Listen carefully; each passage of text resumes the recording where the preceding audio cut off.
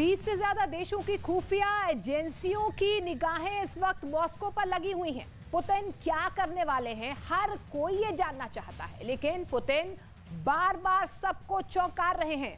और इस बार तो रूस की फौज ने एक ऐसे बम का इस्तेमाल किया है कि पूरी दुनिया चौंक गई।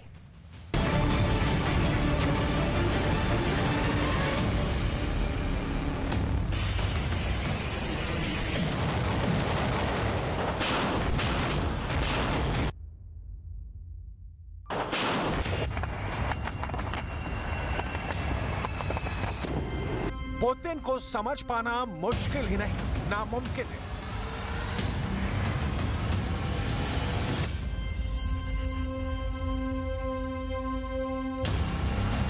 यूक्रेन में अब जो हो रहा है वो नर्क की यातना है।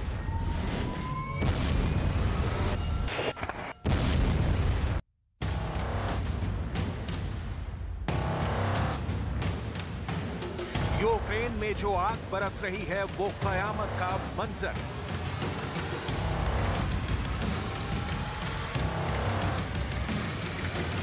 पुतिन का क्रोध इतना भड़क चुका है कि रूस की सेना यूक्रेन में बेहद खौफनाक बम फोड़ रही है।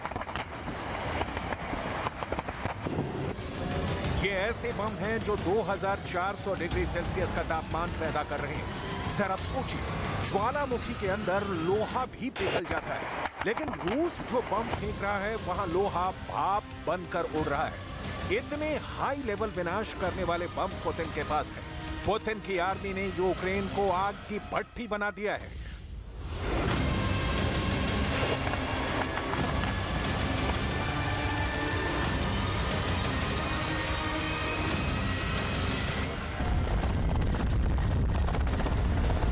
डोनेट्स्क से ये बहुत बड़ी खबर आ रही है कि रूस की आर्मी ने थर्माइट बम से हमला कर दिया है।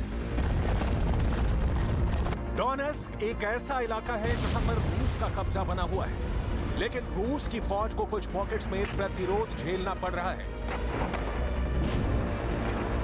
इसीलिए ऐसे विद्रोहियों के इलाके में लड़ाई को खत्म करने के लिए रूस की सेना थर्माइट बमों का इस्तेमाल कर रही है। इस तरह के दावे कोई और नहीं बल्कि यूक्रेन की तरफ से ही किए जा रहे हैं। इसे थर्माइट रेन बम कहा जाता है और ये बम आसमान में आग बरसाता है। इस आग की चपेट में जो भी आता है वो भस्म होकर हवा में घुल जाता है। पुतिन की फौज हर हफ्ते कुछ न कुछ ऐसा यूक्रेन में जरूर करती है जिसे देखकर यूक्रेन और नाटो दहल जाते हैं। रूस की फौज ने एक बार फिर से यूक्रेन पर ऐसे खौफनाक और भयानक बमों से हमला किया है जो आसमान से मौत के शोले बनकर यूक्रेन के शहरों पर गिर रहे हैं। संयुक्त राष्ट्र के निर्माण के बाद भी भले ही दुनिया में जंगें आज भी चल रही हैं, लेकिन दुनिया के एक बड़े तत्व the convention on certain conventional weapons ने एक गाइडलाइन बनाई जिसमें यह साफ कहा गया है कि थर्माइट बम या फास्फोरस जैसे खतरनाक रासायनिक बमों का इस्तेमाल युद्ध भूमि में नहीं किया जा सकता, क्योंकि ये बम इंसान के साथ ही धरती को भी नुकसान पहुंचा रहे हैं। ये समझौता 1980 में हुआ था, लेकिन इसके बाद भी दुनिया की तमाम महाशक्तियां इस तरह के खतरनाक रासायनिक बमों का इस्तेमाल करके अपने दुश्मनों को दहलाती रही हैं। ऐसा नहीं है कि रूस ने यूक्रेन के अंदर पहली बार थर्माइट बम का इस्तेमाल किया है। इसके पहले वोलेदार में भी रूस की आर्मी पर थर्माइट बम के इस्तेमाल का आरोप लगा है। तब वोलेदार के आसमान में भी ऐसे ही आग की बारिश हुई थी जिसने मौत बरसा दी थी। अगर अमेरिका और नाटो ये सोच रहे हैं कि पुतिन का रूस जंग में कमजोर पड़ रहा है तो ये उनकी भयानक भूल है। नाटो के 30 देश और यूक्रेन मिलकर भी रूस की फौज को खदेड़ नहीं पाए हैं। हराने की बात तो दूर की रही, यूक्रेन के किसी भी इलाके में ऐसा कोई संकेत नहीं मिल रहा है जहां रूस के भयानक हमलों में जरा भी कमी आई हो। और अब तो पुतिन की आर्मी बेखौफ होकर थर्माइट बम का इस्तेमाल कर रही है। थर्माइट बम की बारिश की चपेट में आने का सीधा मतलब मौत है, क्योंकि इस बम की चपेट में आने के बाद मांस तो क्या हड्डियां तक पिघल जाती हैं। ये बम पहले खाल को पिघला देता है, फिर हड्डियों को छलनी कर देता है। ऐसा इसलिए होता है क्योंकि थर्माइट रेन बम का तापमान कुछ ही सेकंड में 2400 डिग्री सेल्सियस तक पहुंच जाता है। थर्माइट बम ऐसी गर्मी पैदा करता है कि स्टील और कंक्रीट भी पिघल जाते हैं। थर्माइट रेन बम में मेटल पाउडर और मेटल ऑक्साइड के मिश्रण का इस्तेमाल किया जाता है, जो एक हल्की सी चिंगारी से भी तेजी से आग पकड़ लेता है। इस तरह की आग आसमान से शोले बनकर इलाके में गिरती है और सब कुछ तबाह और बर्बाद कर देती है। इस थर्माइट बम ने दूसरे विश्व युद्ध में भी कोहराम मचा दिया था। फरवरी 1945 में जर्मनी के दानाशाह एडोल्फ हिटलर ने एलाइड पावर्स पर इसी थर्माइट बम का हमला किया था। दावा किया जाता है कि यह खतरनाक थर्माइट बम हिटलर के शैतानी दिमाग की उपज था और इसी बम से हिटलर ने 25,000 से ज्यादा दुश्मनों का विनाश कर डाला था। रूस पर ऐसे ही एक और खतरनाक बम का इस्तेमाल करने का भी आरोप लगा है, जिसे फास्फोरस बम कहा जाता है। ये बम भी ठीक थर्माइट रेन बम की तरह काम करता है। पुतिन पर आरोप है कि रूस की सेना ने मारियोपोल में इस बम का इस्तेमाल किया था। तब यूक्रेन की तरफ से अज़ोवस्ताल स्टील प्लांट पर फास्फोरस बम से हुए हमले का एक वीडियो भी सामने आया था। फास्फोरस बम से हुए हमले में भी आसमान से छोटे छोटे आग के कई गोले अज़ोवस्ताल स्टील प्लांट के अलग अलग हिस्सों में गिरते दिखाई दिए थे। जैसे ही आसमान से गिरते शोले जमीन पर टकराते, वहां तेज चमक के साथ धुएं का गुबार उठता नजर आता।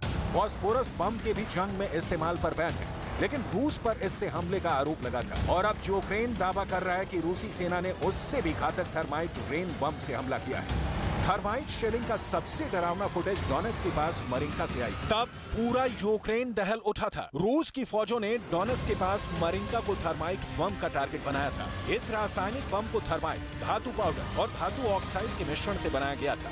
इस बेहद खतरनाक युद्ध में ज़ेलेंस्की का काम अपने डायलॉग्स के प्रभाव से यूक्रेन की आर्मी और आम लोगों को मानसिक रूप से इस योग्य बना देना है कि वो पुतिन के भयानक हमले झेलने की ताकत प्राप्त कर सके। पुतिन से टकराने की सजा ज़ेलेंस्की को मिल रही है। Сьогодні в Маріїнському палаці, де ми завжди вшановуємо тих, хто найбільше зробив для української держави, вперше був відзначений День працівників і працівниць нашого ОПК. Це доволі несправедливо, що досі в Україні не було такого спеціального дня, коли можна було би вшанувати працю усіх тих, хто створює українську зброю, українські снаряди, українську техніку. Хто створює і наші ракети, які так яскраво проявили себе в акваторії Чорного моря у цей день рік тому, 13 квітня, коли зупинився морський шлях російського чорноморського флагману. ज़ेलेंस्की कितने ही जोशीले भाषण दे, लेकिन पुतिन जानलेवा हमलों से यूक्रेन के डोनेट्स्क में तबाही मचाने में जुटे हैं। यूक्रेन पर अब जिस तरह से दोबारा थर्माइट बॉम्बिंग रूस की सेना कर रही है, उसे देखकर ऐसा लगता है कि पुतिन यूक्रेन में ऑपरेशन ज्वालामुखी चला रहे हैं, जिसमें यूक्रेन की जनता के साथ साथ स्टील और कंक्रीट से बनी बेहद महत्वपूर्ण इमारतों को भस्म किया जा रहा है। रूस पहले ही बुचा और बखमूत को शमशान बना चुका है।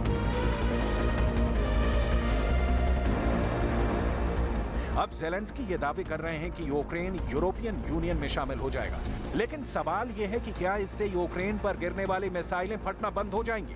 क्या तबाही रुक जाएगी? इन सवालों का ज़ेलेंस्की के पास आखिर जवाब क्या है? Провів нараду з урядовцями, з представниками Верховної Ради щодо деяких наших кроків по наближенню до Євросоюзу, законодавчих кроків реалізації ухвалених змін. Мета нашої держави абсолютно досяжна. Україна буде інтегрованою з усіма інституціями та практиками Євросоюзу, набуде повноправного членства. З нашої сторони повна готовність. रूस की फौज ने जिस तरह खतरनाक बमों का इस्तेमाल करके यूक्रेन को जला दिया है, अब यूक्रेन के लोगों के अंदर इस युद्ध के खिलाफ लड़ने की ताकत और कितने दिन रहेगी, ये वक्त बताएगा। फिलहाल पुतिन के क्रोध का खामियाजा यूक्रेन को भुगतना पड़ रहा है।